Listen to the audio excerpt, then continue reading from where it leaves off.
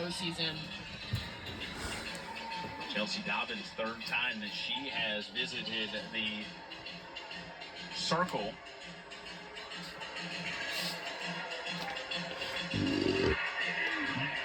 Florida, Mackenzie Wooten making her way out to the bullpen, I would imagine, to start warming up just in case. And not often, with the score the way it is, would anybody be concerned. But I think it shows the respect that Florida has for Georgia. Even down 9-1, things can turn around very quickly.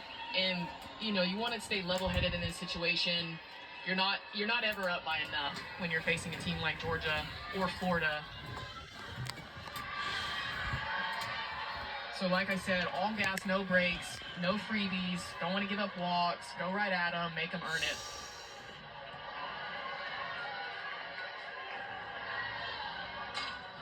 Ground ball back to the pitcher.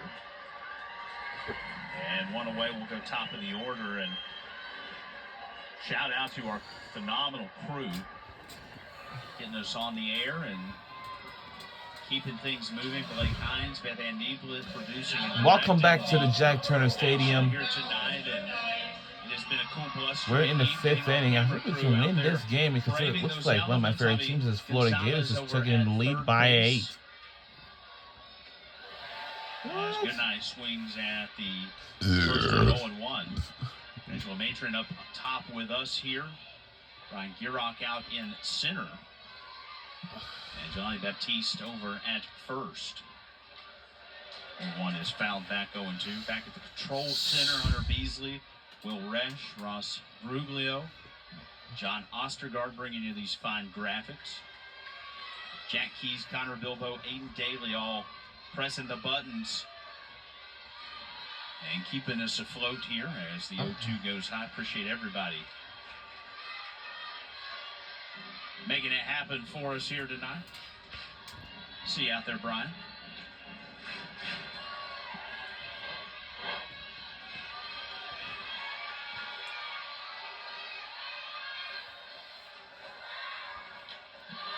One-two goes outside.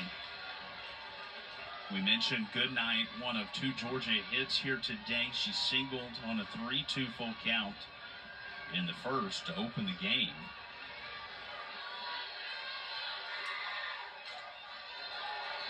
This one turned back foul.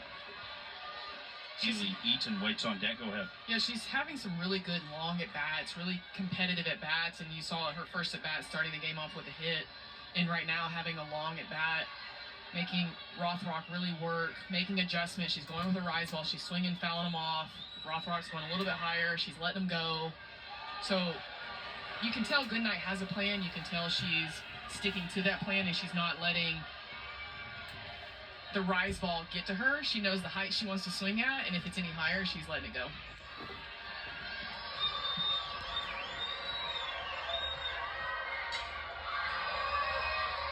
Away foul once again. Big crowd here at Jack Turner Stadium. 1826, the official attendance here this evening. It's a big crowd here. All of them still here. A few folks have found their way to the exits.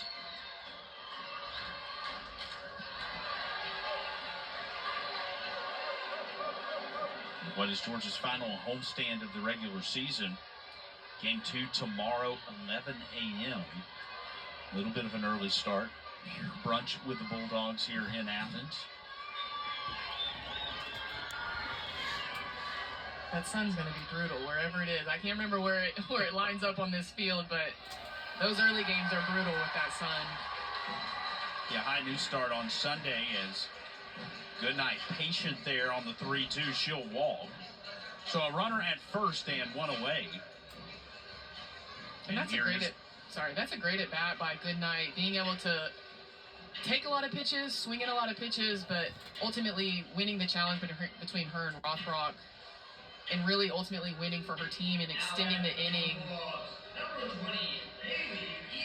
And it will be Haley Eaton. It's Haley Eaton, senior from Bel Air, Getting Florida. A pinch hit opportunity here in the 5th.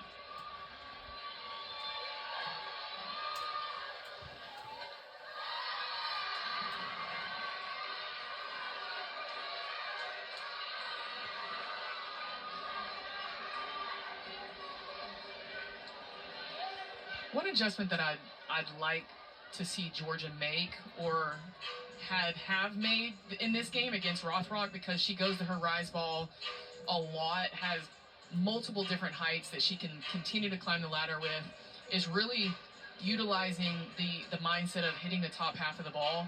Because when you face a rise ball pitcher, that's the quickest way to get him out of the game, is if you buy into the idea of, I'm going to hit the top half of this ball because I want to hit hard ground balls, line drives, either to the fence or over the fence. But if you're steadily just missing or popping it up and hitting the bottom half of the ball when you face a rise ball pitcher, you're not going to have a lot of success.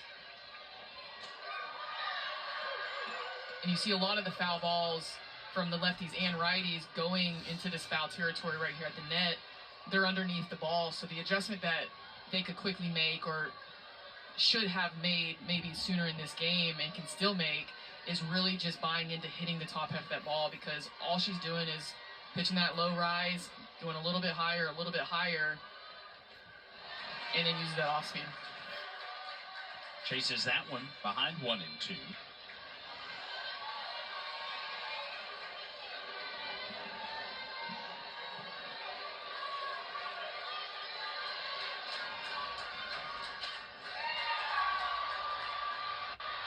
A little bit of trouble, and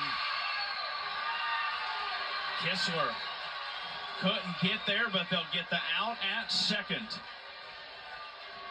2 away.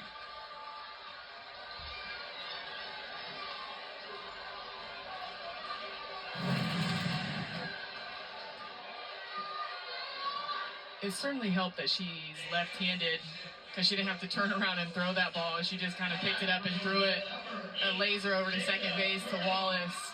And as a runner, there's not much you can do in that situation, because you don't want to run and they catch it. So you kind of have to stay in no man's land until you see if it's going to drop or if they're going to catch it. This one is lifted to center. And that'll do it. Florida run rules Georgia. What was that? Oh, we 3 lost by 1. by 8 points behind them. And our score is 1-9. Yeah, We lost the game by 8 points behind them. Wow. Still 2 games to go. It can be anybody's series here.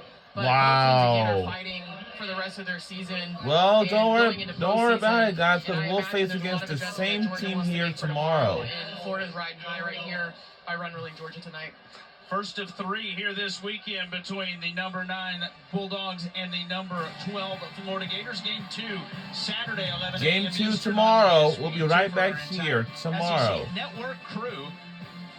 And Megan Wiggins, Caleb Frady, so long from Athens. Florida winner in Game 1, 9-1. Wow. And we lost. Wow. Wow.